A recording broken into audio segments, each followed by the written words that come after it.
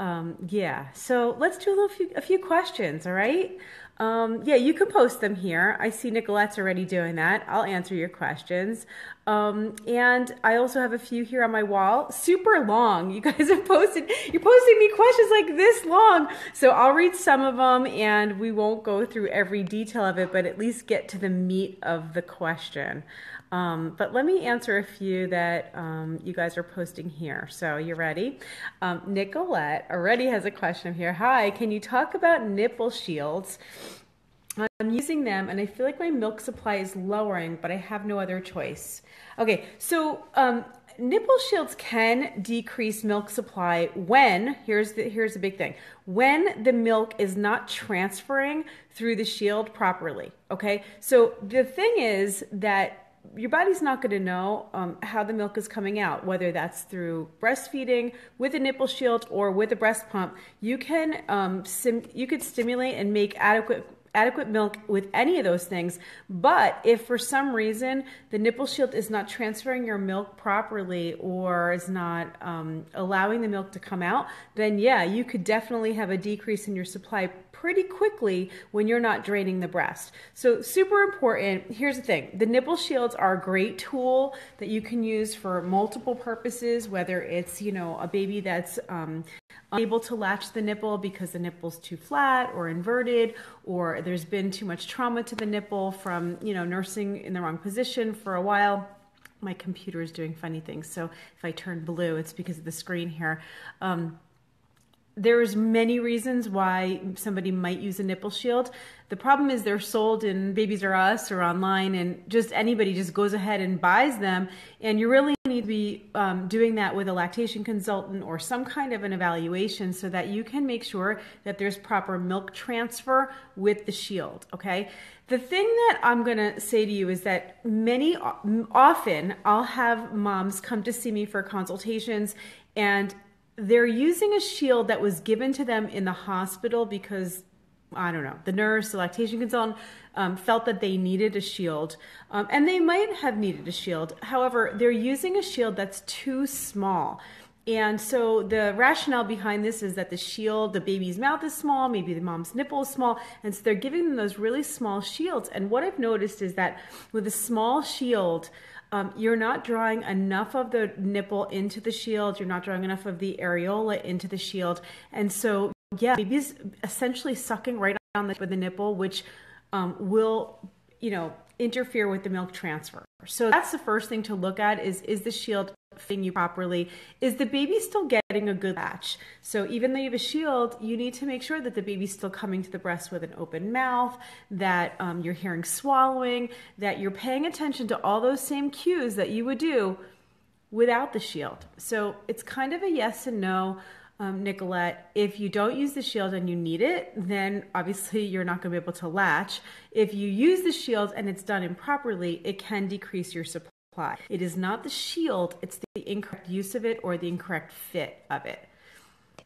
Hopefully that answers your question. I would get support. If you're using a shield and you're not seeing somebody, then you need to be getting help with that, okay? Yeah, you have to have the right size. Absolutely.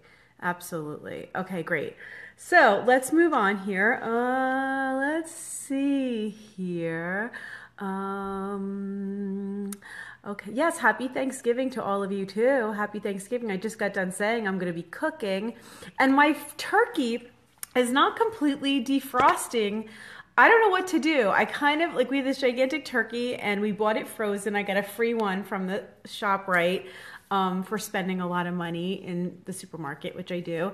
So I got a free turkey and it was frozen, and I read somewhere that you have to give it like 24 hours for every 5 pounds of the turkey, and I think I have like an 18-pound turkey. So we took it out on Saturday and put it in the refrigerator, and I just checked on it and it's still like a rock. And today's Tuesday, so I'm getting a little bit nervous. Sink of water. Yeah, Kate, my mother just called and said the same thing, to like submerge it in water. So I'm thinking I'm gonna have to do that, because if it's still icy by tonight, I'll end up with a frozen turkey on Thursday, which will not work. So yeah, I need to go do something with that turkey. I'll have to do a little Google search and figure out if anybody has any tips on how to defrost a turkey.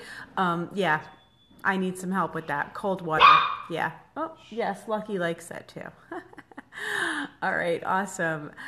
So good plans for Thanksgiving. You guys got out of cooking. Excellent. Put it in a cold bath of water, change every hour. Okay, yeah, I'm gonna have to do that. Bathe my turkey for the next 24 hours. Just what I wanted to do. Just what I wanted to do. Hi, Sandy. Hi. Okay, so now let's move on to another question here. Let's see, let's see. First of all, we need hearts. This is our this for Nicolette. Okay, we have a new routine here. We have a new thing that we're going to do. Every time somebody answers a question, their question gets answered, we do hearts and we give love, both to Nicolette and to me for answering the question, okay? Because we all need love, especially these days. We all need a lot of love. Thank you. Okay, thank you, thank you. Fantastic. Okay, yay. All right, so let's see, what other questions? Let's answer one online, okay, because I know you guys are putting these up here and they're sitting waiting patiently to be answered. And okay, so this one came in from, this came from Lisa. She posted this on my wall. She said she follows my posts regularly. She enjoys watching the videos and she's learned a lot. And her question is something she never thought about. But recently, this past week, she took advice from an earlier post that I did about introducing a bottle to her now 4-week-old little girl. She seems to accept both the bottle and the breast, and the transition between the two has been good. So now her question is, what does a typical schedule look like for a mom who wants to breastfeed and pump? Does she offer both breasts at each feeding and pump after? Do I need one side? Do I feed one side and pump the other? How often do I pump? Sorry for all the questions. She says, I just have no idea where to start. Thanks for her time. Okay, so let's start with the fact that what she's asking about is introducing her breastfed baby to a bottle and how to do this moving forward. The first thing is she followed my advice from the an earlier post about introducing early. Which is okay, that means the baby is getting used to the bottle.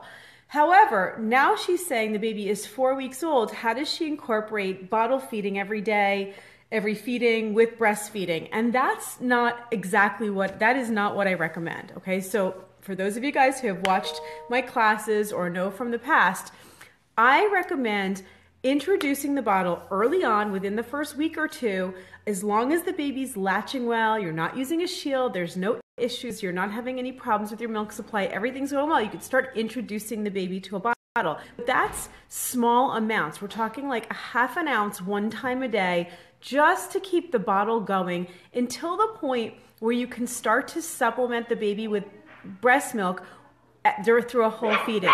That might be not until 6 weeks of age. So 4 weeks, Lisa, is a little bit early to even be thinking about this. I want you to follow the schedule of just ½ ounce one time a day, and then you're breastfeeding the whole rest of the time. When you give that ½ ounce, you're going to follow and finish the feeding on the breast. So it's not actually substituting an entire feeding. So for the next couple weeks, I want you to stick to breastfeeding and do it that way. After that, once you're past that 6 weeks, if you wanted to start supplementing or switching out a bottle, once a day, you would do that. If you're going to go back to work, then obviously when you're gone and you'd be normally breastfeeding, you're going to give your baby a bottle and you're going to pump during those times. If you wanted to switch out a bottle and you're not going back to work just one time a day, you really don't need to pump during that time that you're giving the baby a bottle, although it may be that you're really full and engorged if you skip that feeding. So it kind of depends. It depends on the time of day. You may need to pump during that time and do the whole bottle. You can also pump while you're feeding. So maybe first thing in the morning when you're really full, you might feed the baby on one side and at the same time put the pump on the other side and get that pumped feeding out that you can give later on a day. So You don't need to be pumping after the feedings. You don't need to, breastfeed and pump every single feeding. So I hope that kind of figures it out for you and helps a little bit with the information. I don't think that it doesn't have to be so confusing. It's more about if you're trying to incorporate bottle feeding into your breastfeeding, it's really about what you're looking to do. If you want to do it more often, then you're going to need to pump when you breastfeed, okay? When you bottle feed, because your milk is still going to need to be expressed in some way. All right. The best way to do that, the classes I have, the Simply Breastfeeding and the Breast Pumps and Briefcases, go through this information. And so if you have a lot of questions about bottle feeding, pumping, introducing your baby to a bottle, then I would recommend getting one of the classes. And speaking of the classes, we have lots of people joining our new community group. Oh, I see the hearts for that question. Hearts for Lisa. Hearts for Lisa. Good question. Congratulations on your new baby. Lots of new people joining our online Facebook group, and that's for students, for people who've taken my classes. So if you guys are interested and want to watch a class, you can go buy a class, and any one of the classes will get you in, or you can get one of the even flow pumps, and that comes with the classes, or we can give one away. How about we do today a special giveaway of your choice of one class, okay? So what I need you to do right now is there are 3 classes that I offer. One is Simply Breastfeeding, which is mostly for pregnant moms, or if you just had your baby. It's all the basics of breastfeeding, and really not the basics that you've heard, but like the basics of what you really need to hear. That's to get you ready for going into the hospital or for delivery, whichever that is. There's Joe walking behind me. That's the one class that if you're planning to breastfeed, you really need to be watching. Then I have Breast Pumps and Briefcases, and that one is for returning to work. So anybody who is planning to pump or needs to use a pump, go back to work. And then there is cloth diapering. Okay, so any one of those 3.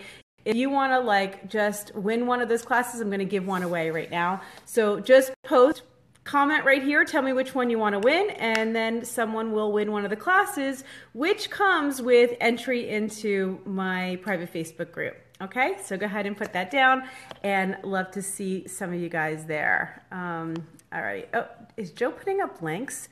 He is. He is. He's over my shoulder here putting up a link. That must be him. Did it affect your feet? No. Okay, stay off the internet, Joe. Stay off the internet. Okay. He's gonna boot me right off of here. Hearts for Joe. Hearts for Joe. There you go. Okay, Jessica wants cloth diaper. Okay, keep going here. Let's see what classes. Simply Breastfeeding, Breast Pumps and Briefcases, or cloth diapering. Just put down your thing here and someone's gonna win. Let's see here. Let's answer another question that you guys posted. Let's see. I love all those hearts. Let's see. Let's answer the question here.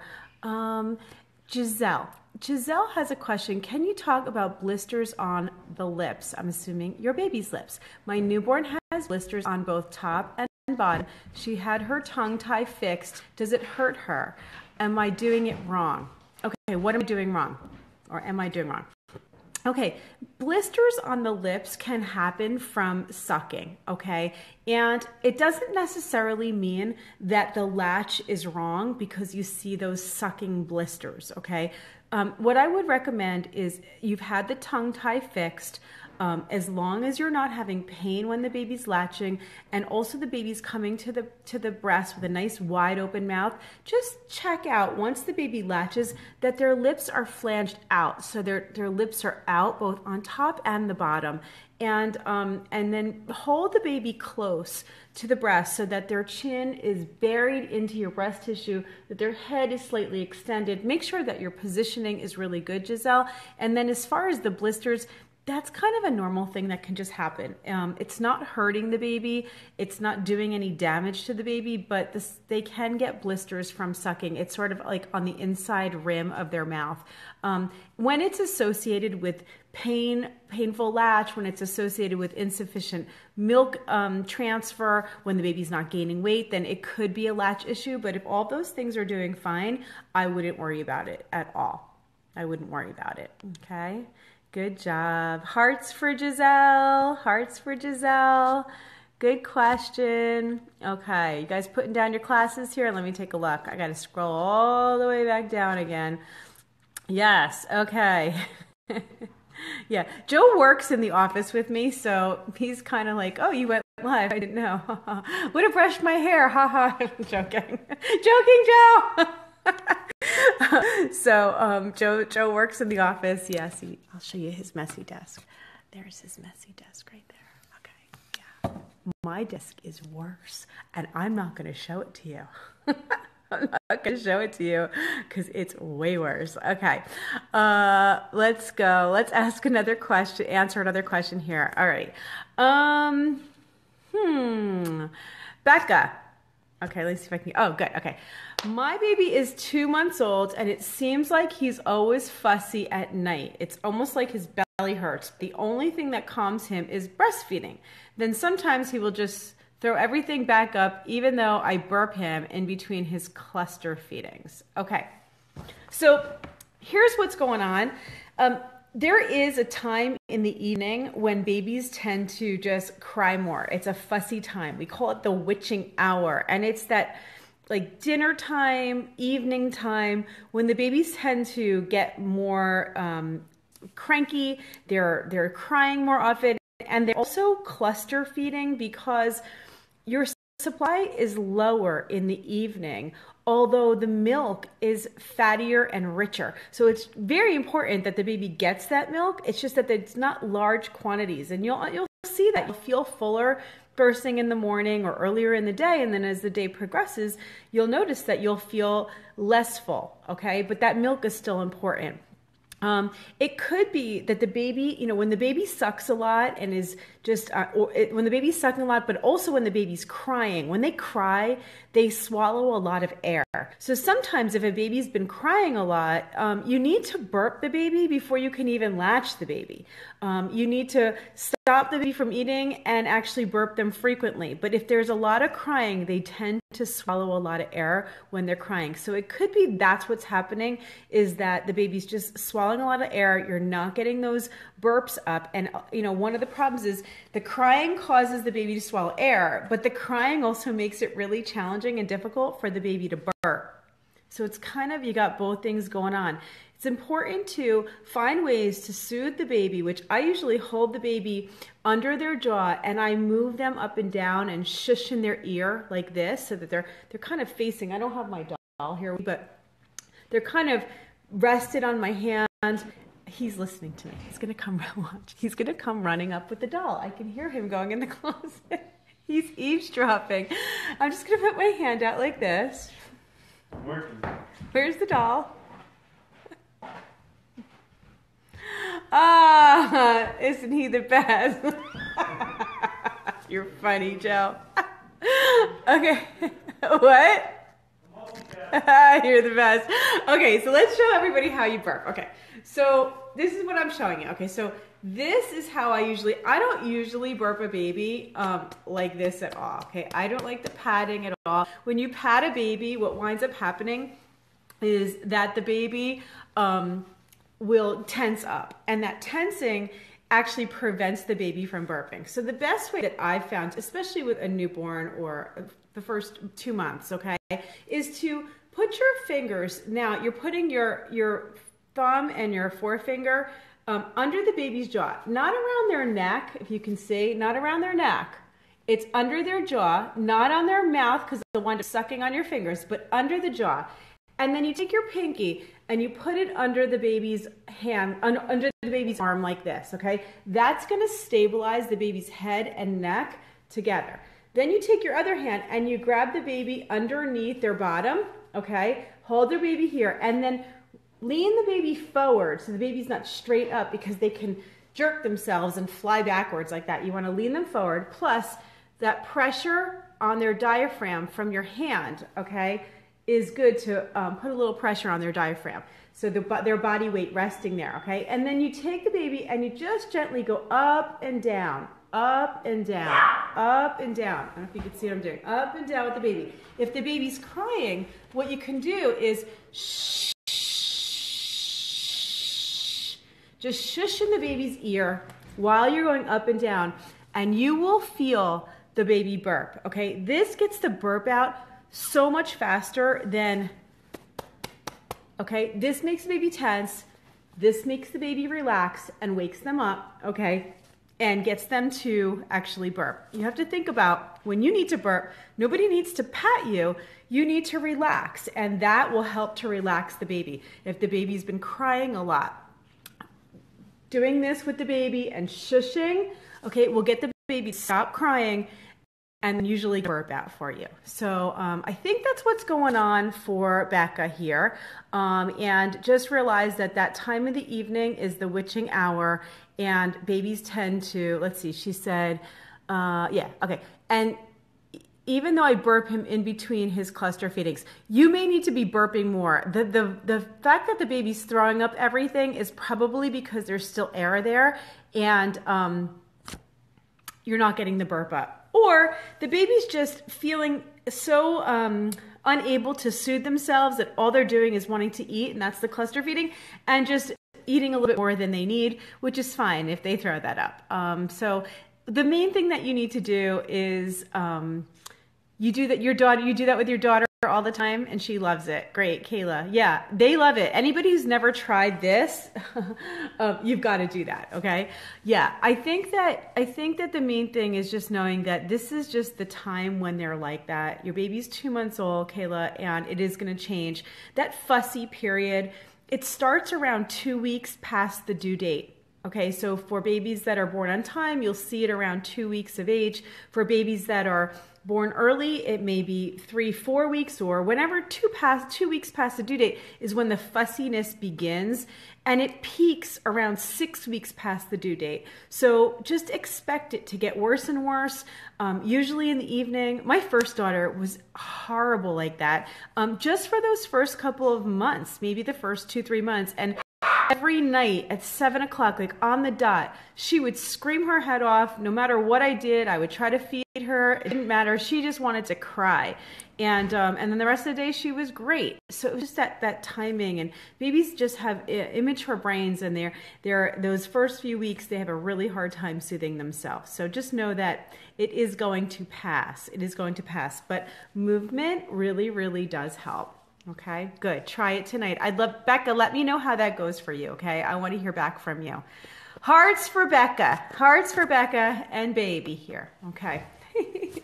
All right, so hearts, hearts, hearts.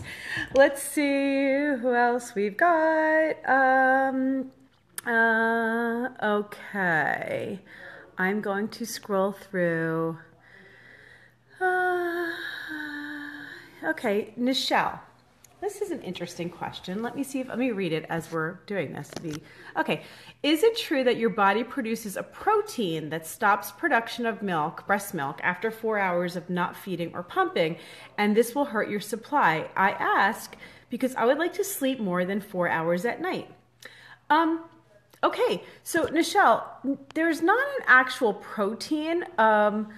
Let's see. There's not an actual protein that's getting produced. But what is happening is, when your breast is full, it is sending a signal to your brain to make less. That pressure of the breast, the pressure of the milk filling up in the breast, sends signal to your brain to make less milk.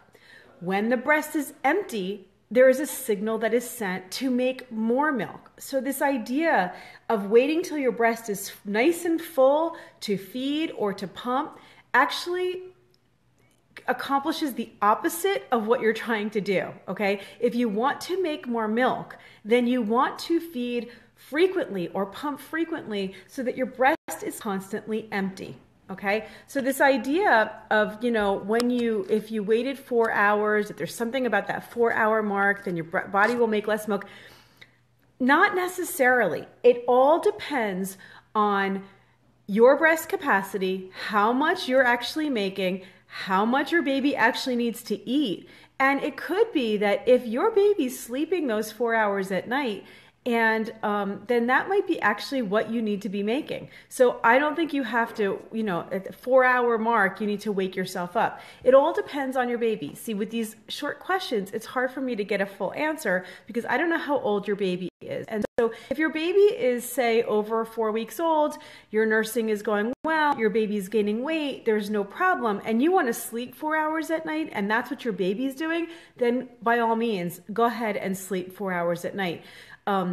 That's not necessarily going to decrease your supply, except if your baby was awake needing to eat, if that makes sense, okay? What does it mean to have a decreased supply? A decreased supply is all relevant because the amount of your supply and what you need is dependent on what you're being to eat. And that may be different for different babies. It's different at different times. It's different for the same baby as time goes on. So she's answering me here. I could see it, but he is 10 weeks. Yeah, so if he's 10 weeks, and Michelle, is he sleeping through the night right now? Is he sleeping 4 hours at night? Are you waking up? Even though he's sleeping, are you like waking up pump, or what is the situation?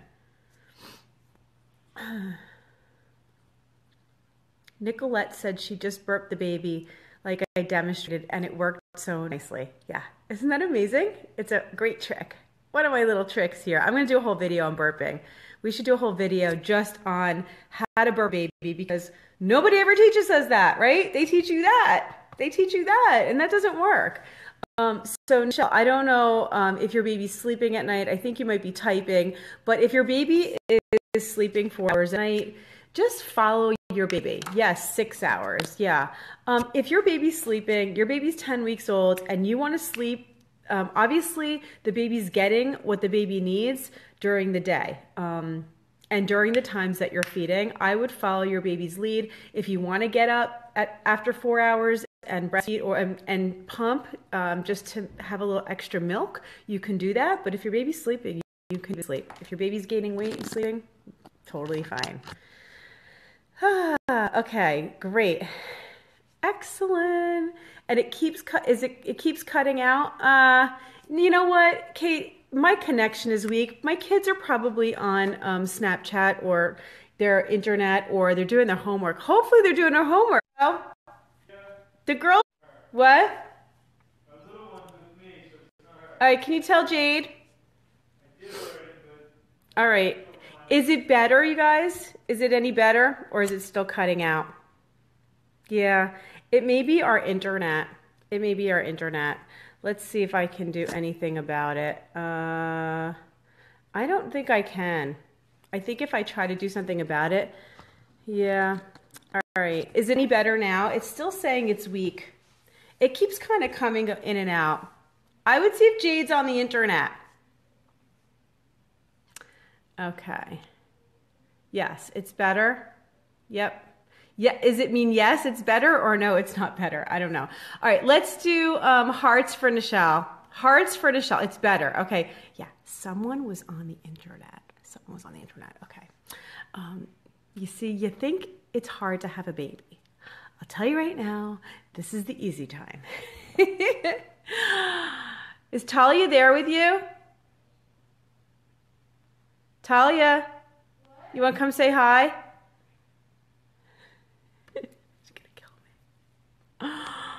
All right, here comes Talia. She's going to come say hi. We need lots of hearts for Talia. All right, this is my 12-year-old Talia coming to join us.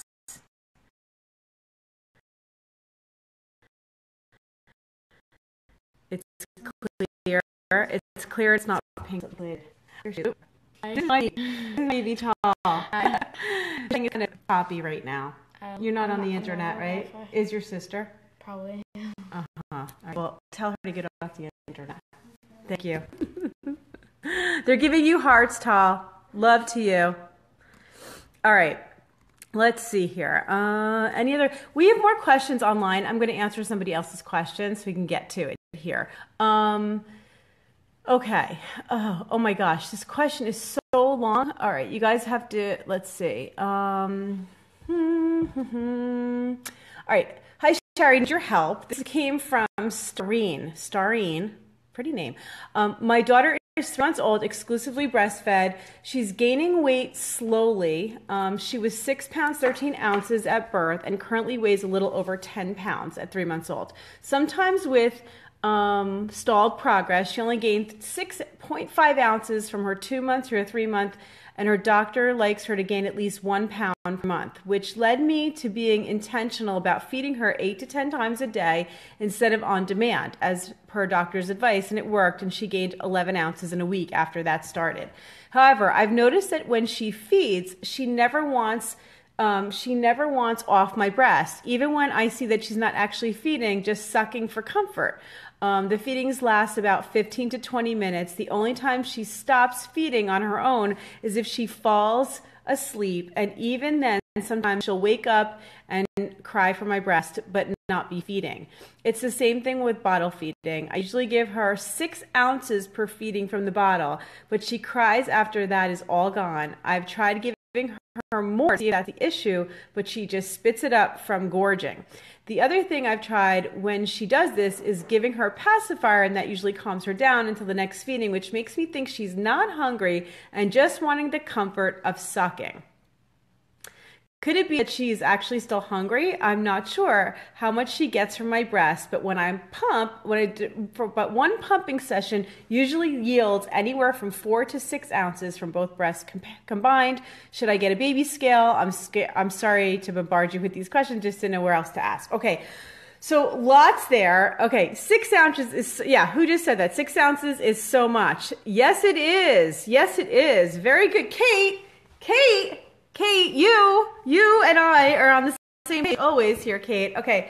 All right. So, yes, 6 ounces is a lot, especially for, 3-month-old, for any breastfed baby, it's a lot. So, pouring more in just because the baby's still crying, and she's actually answering her own question. What she's seeing is that the baby wants to comfort at the breast. Now, we all know this, that babies, they suck to eat and they suck to suck. And you know the difference. You can hear it. You can hear whether they're swallowing or not swallowing, okay? When they're not swallowing and they're just kind of doing that sucking thing, that's still good for them. It's still good for them to be at the breast, but it's definitely not continued eating. And so the baby is happy at the breast. She takes the baby off and the baby wants to keep on sucking. She puts the baby back on. Baby's not really eating anymore, but wants to keep on sucking at the breast, okay?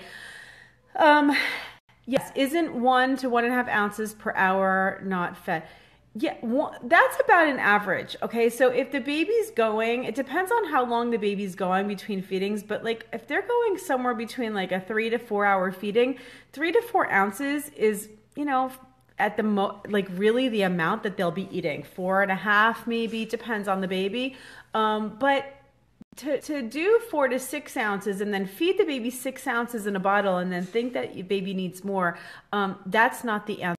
And we have to remember that overfed babies are at risk for obesity. And when they look at studies that compare, bottle-fed babies to breastfed babies, when at the breast, they can actually stop the feeding.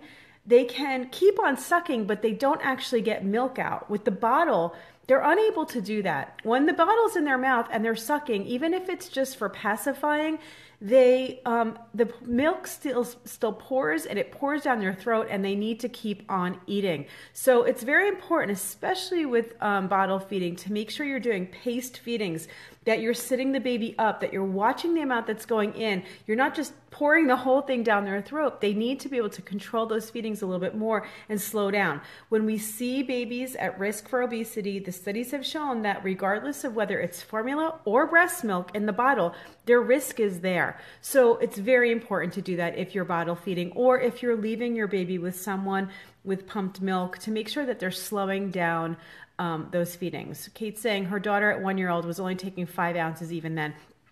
Breastfed babies don't take more throughout the year. So whatever they're taking early on, that 4 ounces, 3 ounces, sometimes 4.5, 5, okay. But more than that, it doesn't grow from there. It's not like when they're 8 months old or 9 months old, they're taking all of a sudden 8, 9 ounces. That's not true. And if they are, they're being overfed. Okay, they're just being overfed. So I would say that most likely what's happening is her baby wants to soothe. The baby does like taking the pacifier, which she stated here, and that's because the baby wants to suck. Babies have a very strong sucking need and desire, so that's probably what's happening. She needs to be very careful with paced feedings and making sure that she's not overfeeding. Does not need to get a baby scale. The baby's now gaining weight, and I would say is the baby, as long as the baby continues to keep gaining, and 11 ounces in 1 week is a lot. Hopefully that was during a growth spurt, okay, because that's not what we would expect to see. That's more than we would expect to see in a week. I think things are going fine. Sometimes we worry about stuff when everything's going just fine.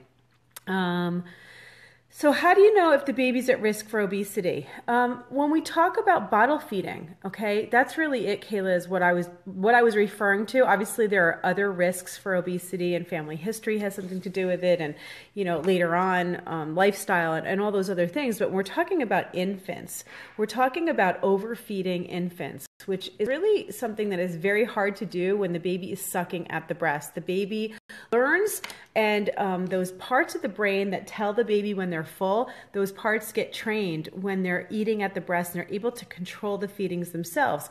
The problem comes in when a baby is bottle fed, whether it's breast milk or formula, and someone else is controlling how much that baby eats. And remember, when they cry, like Starine is saying here, when they cry, what's the first thing that everybody thinks must be happening with the baby?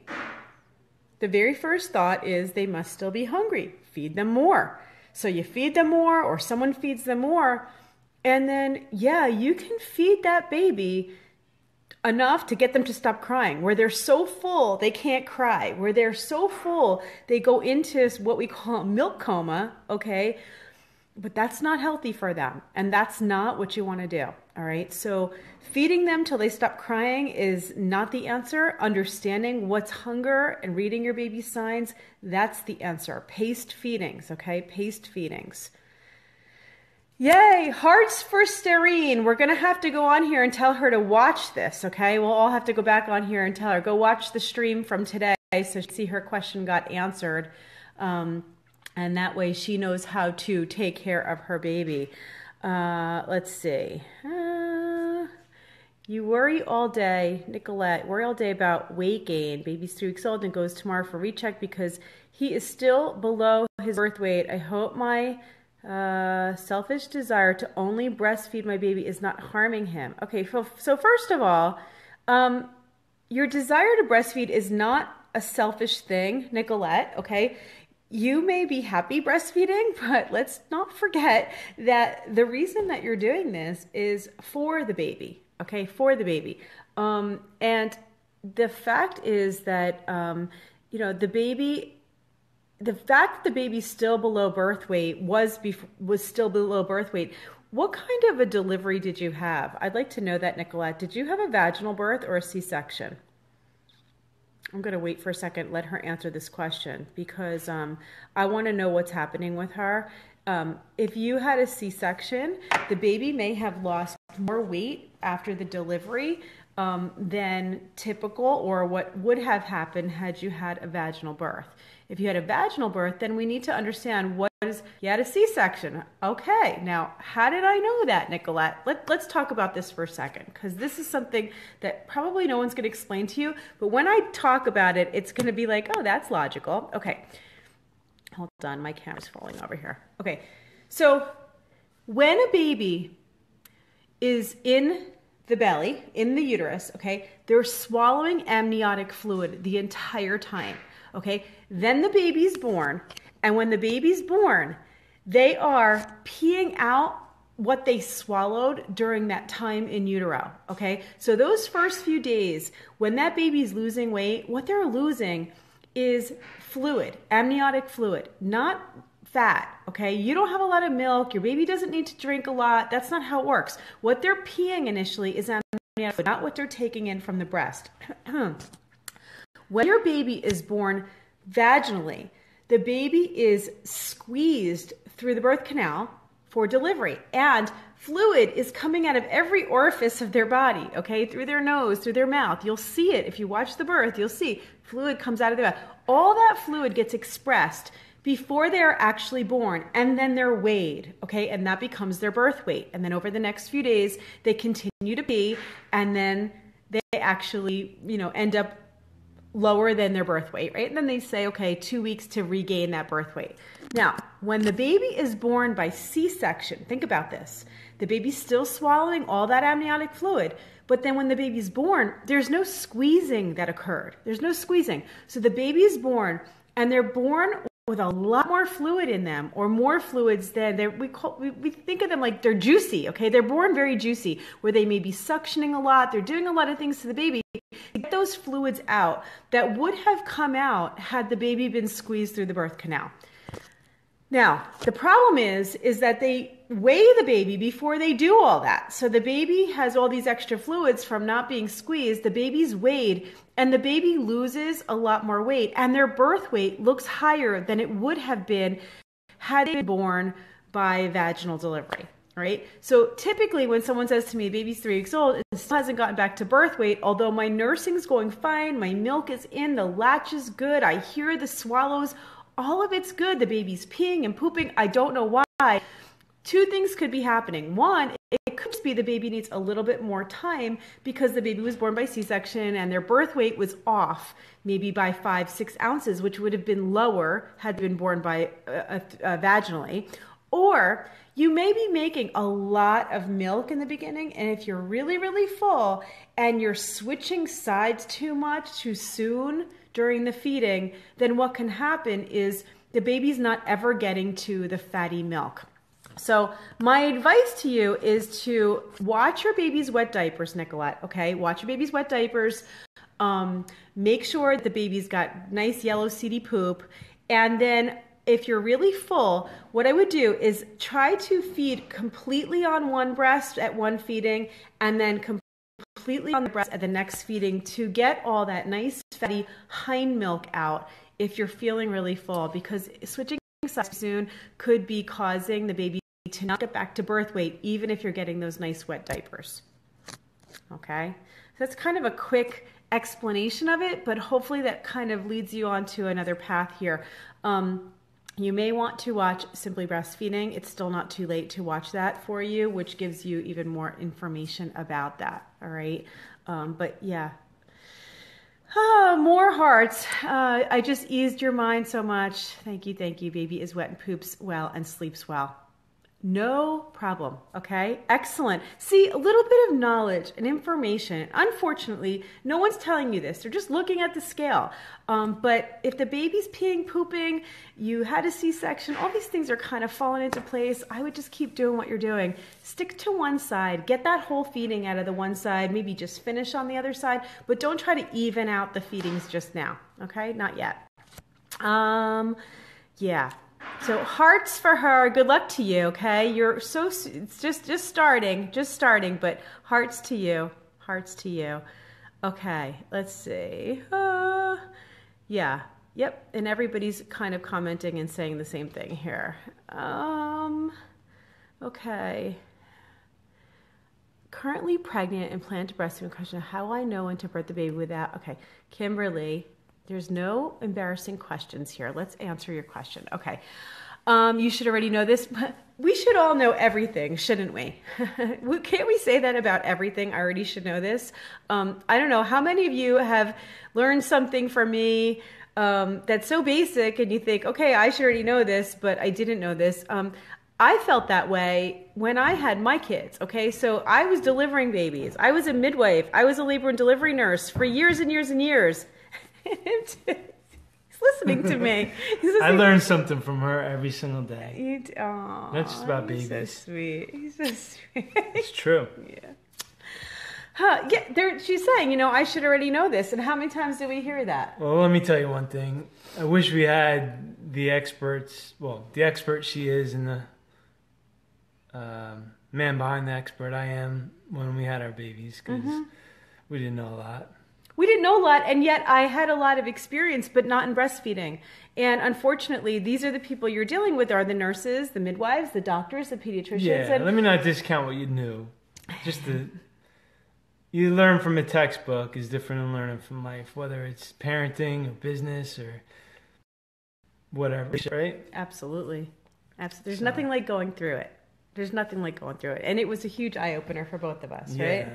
Well, we came home and baby's crying and she's like, what do I do? And I'm like, what do you mean? You're the midwife. Mm-hmm. You know what to do. I'm like, no, I really don't know what to do. I give him back. But it definitely changed our path. Wow. It definitely changed our path. That's Joe. That's my husband, for any of you guys who don't know. Yeah, Joe and I work together. So we're here in the office together, and we work, this business is ours together. So there are two of us, and he's the dad behind the scenes. Okay, so let's answer Kimberly's question. I should know already, but I'm currently pregnant and plan to breastfeed. My question is, how will I know when to burp the baby without seeing how much the baby has consumed? I have two older children, ages 10 and 13, so I feel like I'm starting over again. I just don't remember. Wasn't able to successfully breastfeed my two older children, so some things I don't remember. Okay.